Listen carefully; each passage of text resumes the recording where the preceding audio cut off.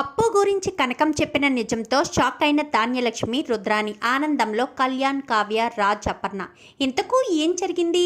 అసలు అప్పు గురించి కనకం ఏం నిజం చెప్పింది? మరి ధాన్యలక్ష్మి రుద్రాని షాక్ అవ్వడం ఏంటి? అసలేం జరిగిందనేది వీడియోలో చూసి తెలుసుకునేద్దాం. బ్రహ్మముడి అప్కమింగ్ ఎపిసోడ్స్లో ఏం జరగబోతుందో ముందుగా తెలుసుకోవాలి అనుకుంటే వీడియోని లైక్ చేయండి, ఛానల్ని సబ్స్క్రైబ్ చేసుకోండి, పక్కనే ఉన్న బెల్ సింబల్లో ఆల్ పై క్లిక్ చేయండి. ఇలా చేయడం వల్ల అందరికంటే ముందుగా చూడవచ్చు. మొత్తం మీరు చూసుకున్నట్లయితే ఇంకా అప్పు, కళ్యాణ్ ఇద్దరూ కూడా వరలక్ష్మీదేవి పూజకైతే బయలుదేరి వస్తారు. ఇంకా అప్పు రావడం ప్యాంటు షర్ట్తో రావడంతో రుద్రాని గుమ్మంలోనే మొదలు పెట్టేస్తుంది. హారతి ఇచ్చి లోపలికి తీసుకురమ్మని చెప్పిన ఇందిరాదేవికి అయితే హారతిస్తే బొట్టెక్కడ పెట్టాలి, పెట్టించుకుంటుందో లేదో, ఏదో పబ్బుకి వెళ్ళినట్టుగా ప్యాంటు షర్ట్ వేసుకుని వచ్చింది. పూజకు వస్తున్నామని చెప్పలేదా అమ్మా అని చెప్పనేసరికి ఇంకా నోరు మోస్తావా రుద్రాని అని చెప్పనేసరికి నేను మాట్లాడిన దాంట్లో తప్పేముందమ్మా అని చెప్పనేసరికి నోరు ముయ్యమని చెప్పానా, వెళ్ళి ధాన్యలక్ష్మి వెళ్ళి హారతి తీసుకురా అని చెప్పనేసరికి హారతి తీసుకుని అయితే వస్తుంది. ఇంకా హారతి ఇచ్చి కళ్యాణ్కి బొట్టు పెట్టి అప్పు కూడా బొట్టు పెట్టి లోపలికి వచ్చిన తర్వాత, అమ్మ స్వప్న నీకు నేను చీర ఇచ్చాను కదా, ఆ చీర మీ చెల్లికి కట్టి తీసుకురా అమ్మ అని చెప్పాను. కానీ అలాగే అమ్మమ్మ గారు అంటూ వెంటనే చీర అప్పుని తీసుకుని వెళ్ళి చీర కట్టి నగలు పెట్టి తీసుకొస్తుంది. తీసుకొచ్చేసరికి ఎంత చీర కడితే మొగరాయిడికి మాత్రం మొగోళ్ళ ఉండకుండా ఆడపిల్లలా ఉంటుందే ఏంటి, ఎక్కడైనా ఈ అప్పులో ఆడపిల్ల లక్షణం కనిపిస్తుందా ఏంటి వదిన అంటూ ఇంకా రుద్రాని ధాన్యలక్ష్మి ఇద్దరు కూడా మాట్లాడుకుంటారు. ధాన్యలక్ష్మి ఏం మాట్లాడదు కానీ రుద్రాని మాటలు మాత్రం ధాన్యలక్ష్మికే చెప్తూ ఉంటుంది. నోరు మూసి రుద్రాని మాట్లాడికి ఇంకా ఎందుకు నేను చెప్పానా సైలెంట్గా ఉండని చెప్పనేసరికి సరే ఏం చేస్తావో చెయ్యి అంటూ ఇంకా మాట్లాడకుండా సైలెంట్గా ఉంటుంది. ఇంకా ముత్తైదులు రానే వస్తారు. రావడంతో ఏంటి మగపిల్లోడి పక్కన మగపిల్లోడు కూర్చుని పూజ చేయడం ఏంటి విడ్డూరం కాకపోతేనో అని చెప్పాను. కానీ అయ్యో అక్క తను మగపిల్లోడు కాదు, కళ్యాణ్ భార్య, మగవాళ్ళ ఉంటుందంతే కటింగ్ అదిని, ఆడపిల్లే. ఈ కావ్య, స్వప్న ఉన్నారు కదా వాళ్ళ చెల్లెలు అని చెప్పనేసరికి ఓయమ్మో నేను మొదటిసారి చూసినప్పుడు అబ్బాయి ఏమో అనుకున్నాను, అమ్మాయి అన్నంట వదినా అని చెప్పి ఇద్దరు కూడా మాట్లాడుకుంటారు.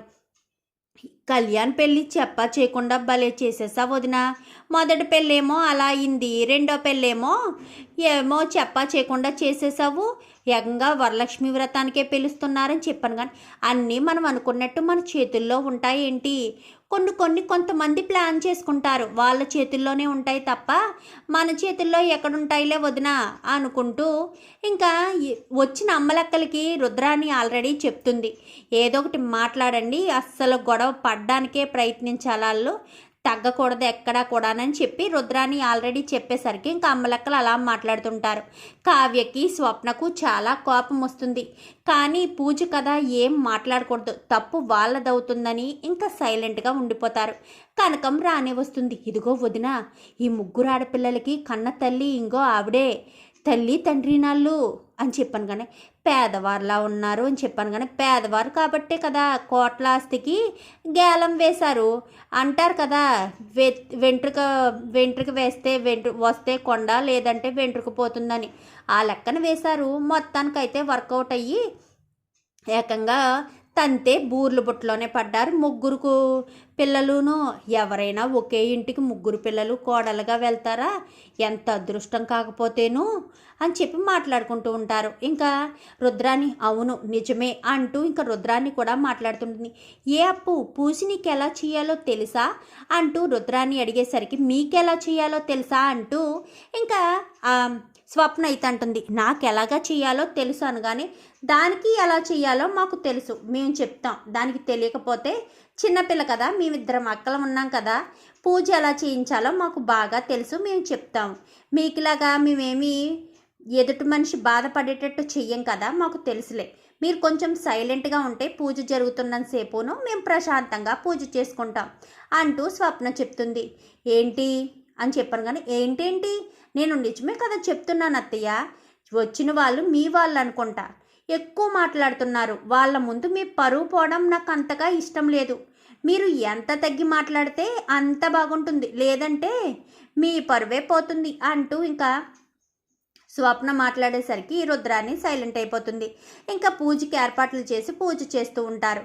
చేస్తూ ఉండేసరికి అప్పుకు తెలియకపోవడంతో ఇటు స్వప్న అటు కావ్య చేస్తూ ఉండేసరికి ఏంటి వదిన ఏంటిదంతా, అమ్మాయికి పూజ కూడా చేయడం రాదని చెప్పాను కానీ అన్నీ తోడతా నేర్చుకోరు కదా ధాన్యలక్ష్మి, అన్నీ కొద్దిగా అలవాటు అవుతుంది. ఎవరు కూడా పుట్టుకు నుంచి అన్నీ నేర్చుకోలేరు కదా. తనకి 2-3 పూజలు చేసేసరికి పూజలు ఎలా చేయాలో ఏంటో అన్నీ కూడా అర్థమవుతాయి అని చెప్పి ఇంకా అపర్ణ అయితే చెప్తుంది. పూజ పూర్తి చేస్తూ ఉండగానే అవునొదినా ఈ పిల్ల పోలీస్ అవుతుంది ఏదో అన్నారు అని చెప్పి వాళ్ళతో మాట్లాడిస్తుంది. అవునప్పు నువ్వు పోలీస్ అవ్వాలని అనుకున్నావు కదా, మరి పోలీస్ కాలేదా? అయినా ప్రయత్నాలు చేసినా కానీ నువ్వెక్కడ పోలీస్ అవుతావులే. పోలీస్ అవ్వడం ఏమీ ఉండదు, పోలీస్ అవ్వాలి అదవ్వాలి ఇదవ్వాలి అని చెప్తూ ఉంటారు కదా. ఏమో ఎందుకు ఆగిపోయిందో, అయినా అందరికీ దక్కుతుందా ఏంటి అని చెప్పాను కానీ ఇంకా చాలా ఆపుతారా? పూజ జరుగుతున్నంతసేపు కొంచెం సైలెంట్గా ఉంటే పూజ జరిగిన తర్వాత అన్నీ వివరంగా చెప్తాను అంటూ ఇంకా కనకం మాట్లాడేసరికి ఒక్కసారిగా అందరూ నోరు మూసేస్తారు. పూజ జరిగిన తర్వాత వివరంగా చెప్పడం ఏంటో అనుకుంటూ మాట్లాడుకుంటూ ఉంటారు. ఇంకా పూజ పూర్తి అయిపోతుంది. అయ్యా పంతులు గారు ఈ లెటరు తీసుకువెళ్ళి అమ్మవారి పాదాల దగ్గర పెట్టండి అని చెప్పనేసరికి ఏంటమ్మా ఇది అని చెప్పాను కానీ అపాయింట్మెంట్ ఆర్డర్ అని చెప్పాను కానీ అపాయింట్మెంట్ ఆర్డరా, సరేనమ్మా అంటూ ఇంకా పంతులు గారు పూజ దగ్గర పెడతారు. ఏంటి మా అమ్మ అపాయింట్మెంట్ ఆర్డర్ తీసుకొచ్చింది, ఎవరిదో అక్క అని చెప్పాను కానీ ఏమో అదే నాకు అర్థం కావట్లేదు అని చెప్పనుకుంటూ ఉండగానే కనకం ఎవరిది అపాయింట్మెంట్ ఆర్డరు అని చెప్పాను కానీ ఎంతసేపు ఎవరినైతే తక్కువ చేసి మాట్లాడారు కదమ్మా, తనదే ఆ అపాయింట్మెంట్ ఆర్డరు అని చెప్పనేసరికి తన అపాయింట్మెంట్ ఆర్డర్ ఏంటి అని చెప్పాను కానీ అప్పు ఇప్పుడు మామూలు మనిషి కాదు, ఏసీపీ పోలీసు ఉద్యోగం వచ్చింది, అపాయింట్మెంట్ ఆర్డర్ కూడా వచ్చింది.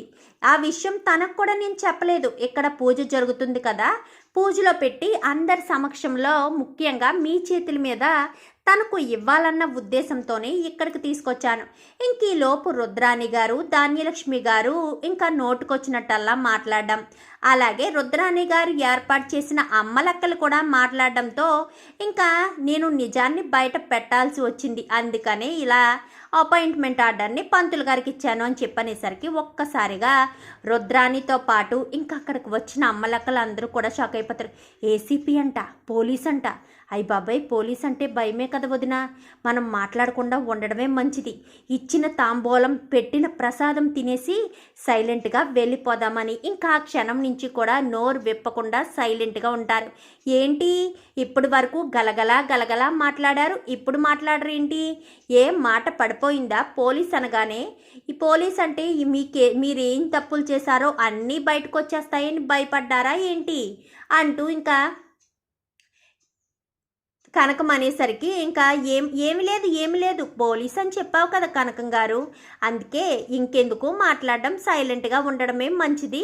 అయినా మేము ఇక్కడికి ఎందుకు వచ్చాము, వాళ్ళని వీళ్ళని అనడానికి కానీ వచ్చామా ఏంటి?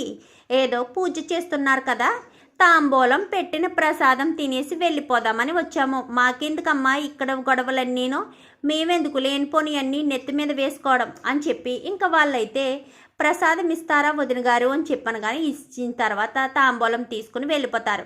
ఇప్పుడు చెప్పు రుద్రాని, ఏంటి ఇందాక నుంచి మాట్లాడుతున్నావు? అప్పు మగరాయిడ్లా ఉందా? మగరాయిడ్లా ఉంటే నష్టమే ఉంది, మంచి మనసుంది అంతే తప్ప నీకులాగా కుటుంబంలో కలహాలు పెట్టడం, ఎదుటి వాళ్ళు సంతోషంగా ఉంటే చూడలేని తనము నా కూతుర్లో ఎవ్వరికీ లేదు.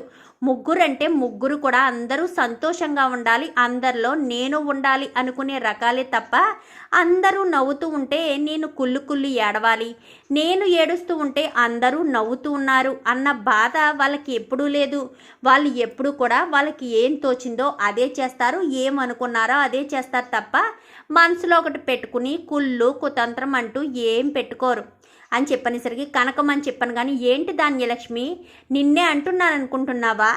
నువ్వు అలాగైతే నిన్నే అంటున్నాను, అయినా నిన్ను అనవలసిన అవసరం నాకు లేదు కదా. నువ్వు నా కూతుర్నే కోడలుగా అంగీకరించలేనప్పుడు నేను నీకు వియ్యపురాల్ని కాదు, నేను కేవలం అపర్ణ గారు పిలిచినందు వల్లే నేను వచ్చాను. కావ్య వాళ్ళ ఇయ్యపురాలుగానే వచ్చాను తప్ప, అపర్ణదేవి గారి వియ్యపురాలుగానే వచ్చానే తప్ప ఇంకా నేను స్వప్న తల్లిగా రాలేదు, అప్పు తల్లిగా అంతకన్నా రాలేదు. ఎందుకంటే నా కోడలుగా మీ కోడలుగా ఒప్పుకోలేనప్పుడు నేను తల్లిగా ఇక్కడ అజమాయిషీ చేయడంలో తప్పు కదా, అందుకే రాలేదు అని చెప్పనేసరికి ఒక్కసారిగా ఇంకా ఏం మాట్లాడాలో అర్థం కాదు. ఏంటి రుద్రాని ఇందాక నుంచి ఓ తెగ మాట్లాడుతున్నావు, ఇప్పుడు మాట్లాడు. పూజ జరుగుతుంది కదా, బయట వాళ్ళు ఉన్నారు కదా అనుకున్నాను. ఆ బయట వాళ్ళు కాస్త నీ వాళ్ళన్న విషయం నాకు ఇప్పుడే కదా అర్థమైంది. ఎప్పుడైతే నేను అప్పు పోలీస్ అయింది, ఏసీపీ అయింది అని చెప్పానో అప్పుడే వాళ్ళు తోక ముడిచేసి నోరు మూసుకుని అక్కడి నుంచి వెళ్ళిపోయారు. చూసావు కదా, వాళ్ళకి ఎంత భయం వేసిందో. అలాగే నువ్వు అదుపులో ఉంటే బాగుంటుంది, లేదంటే తర్వాత చాలా సమస్యలు వస్తాయి. మనం ఎన్నో తప్పులు నేరాలు చేసే ఉంటాం కదా, అవన్నీ బయటకు వచ్చాయనుకో శిక్షలు తప్పవు మరి అని చెప్పాను. కానీ నేనేం తప్పు చేశాను అని చెప్పాను. కానీ తప్పు చేసిన వాళ్ళు అన్నాను రుద్రాని. నువ్వు తప్పు చేయలేనప్పుడు నిన్ను నా కూతురు ఏమీ చేయదు, నువ్వు తప్పు చేస్తే నా కూతురు ఏదైనా చేస్తుంది అని చెప్పి ఇంకా అనేసరికి ఇదిగోండమ్మా అపాయింట్మెంట్ లెటరు, మీరే మీ చేతులతో అప్పుకి ఇవ్వండి అని చెప్పనేసరికి అమ్మ అప్పు అని చెప్పనేసరికి అప్పు దగ్గరికి వస్తుంది. పక్కన కళ్యాణ్ కూడా తీసుకొస్తుంది.